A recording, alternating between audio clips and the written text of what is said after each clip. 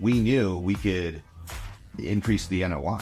I mean, the rents we're going for, those were like $1.50 a square foot in LA. Yeah. That's not how LA works. Which across the street is actually the city of San Pedro. Yes. Which is we're in a better zip code, if you will, and we're getting $5 a square foot mass. I mean, exactly. Heck, I don't need a performa. We did that on the back of a napkin. We did that back of a napkin. That could make sense. So yeah, it was worth exploring a little deeper. Welcome to Inside the Hive with Kyle and Brandon. Join us as we explore business, real estate, current events, and personal growth. We dive into the latest trends, offer valuable insight, and share stories. Thanks for tuning in. Sit back, relax, enjoy the show. So, I mean, getting this whole podcast going and finally jumping into the trend with everybody else in the most oversaturated field there is probably. But no, that's not true. Warren Buffett said. Yeah, Warren Buffett said, "Trend's your friend," right? Trend's You always tell me that, and you and I have these conversations that go so long for hours at a time. Might as well just record the darn things and get it out here. Yeah. But the thing that we always get asked is our first shopping center. We started off, been working with you for almost 13 years now, and it was Arizona. We were in Arizona doing that. Energy efficiency, the solar, all the residential, dealing with pain in the ass homeowners. And now all this time later, we're acquiring shopping centers in LA. Mm-hmm. So that's just such a journey. I think that it's a good thing to just talk about how we even got there and how we bought our first one. And that's all I really want to talk about. But this first one, I mean, pretty unique, a pretty unique opportunity. Yeah, I don't know what your thoughts are on that. I wish that we could put a plan together to repeat it, and I'm not sure that'll be a different avenue that it comes from. But yeah, let's dive into that. Like how did this thing come about? Yeah, it's they were, to people that don't know, Brad and I own a company, West Hive Capital, but before that we had another firm, construction management firm for years and years, and we ended up working with developers. We started working with developers. We were almost like a hired gun. They would own the land. They want to develop into a shopping center or a building or fast food, whatever it was. And they would hire us to manage the whole thing. And we were approached by a client. We were actually doing a project in Koreatown though at the time. Mm-hmm. And we were doing the old 100-year-old building in Koreatown.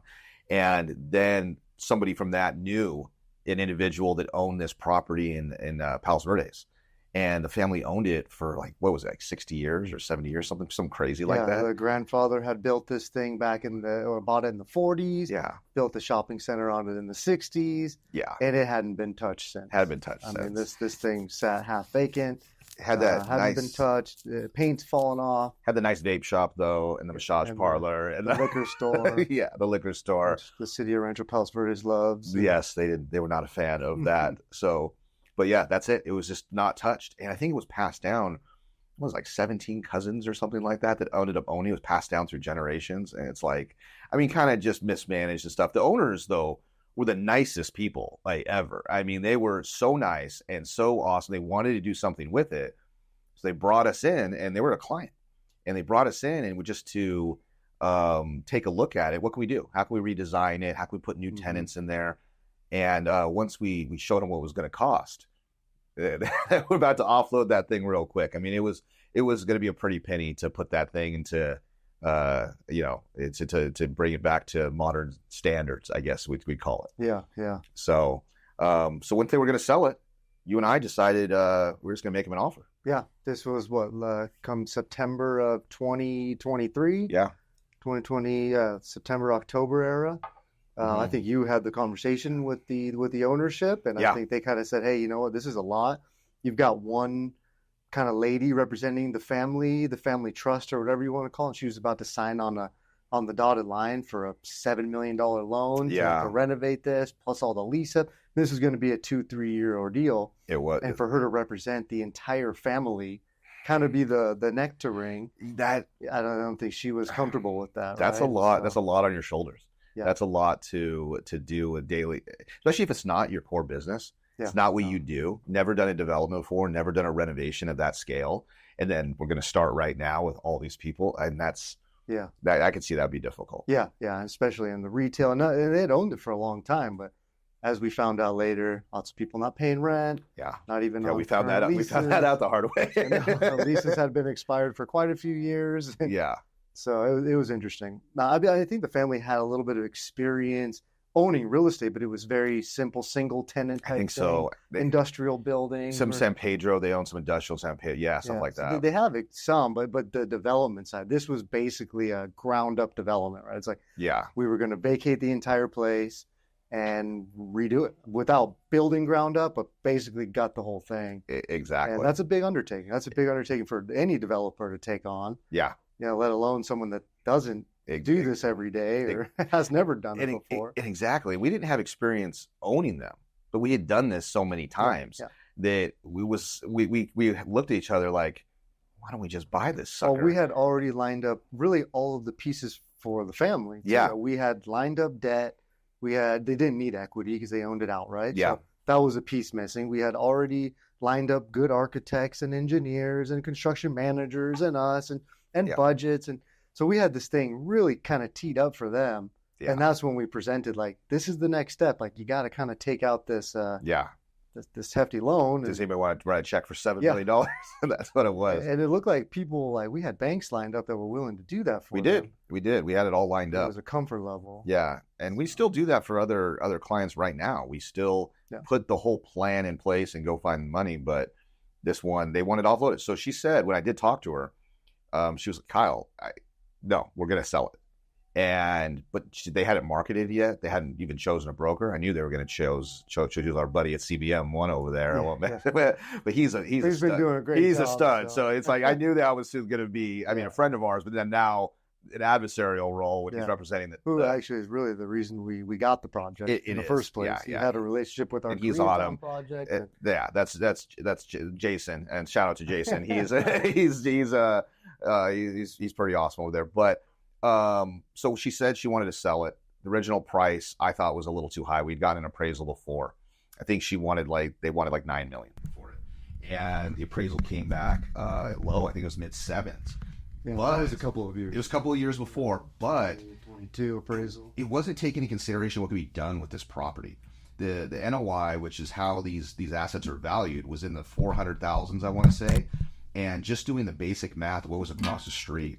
Across the street, you have In-N-Out Burger and Panda Express and all these shops. Talk about that. Talk about your NOI. How do we value that? So just real basic things. So this is in Southern California. Rancho Palos Verdes, a very affluent area, really nice area, and California is built out. In these areas, it is built out. There is no.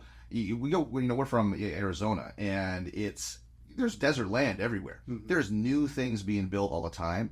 California is not like that. It's a similar atmosphere I've been told to, kind of like a New York or things like that, where these cities have already been built out, and development actually comes from like the internal. It's you're buying buildings that are existing and tearing them down. You're redeveloping. Infill. It's infill development. Exactly. That's the word. Ground up, but in the middle of the city. Exactly. Infill development is a certain skill set. It's a little bit more difficult. You have a lot of the community. That's when you get those people showing up to those planning commission meetings and the city. I'm actually speaking at a planning commission meeting tonight for a buddy of ours, this developer. So that'll be fun.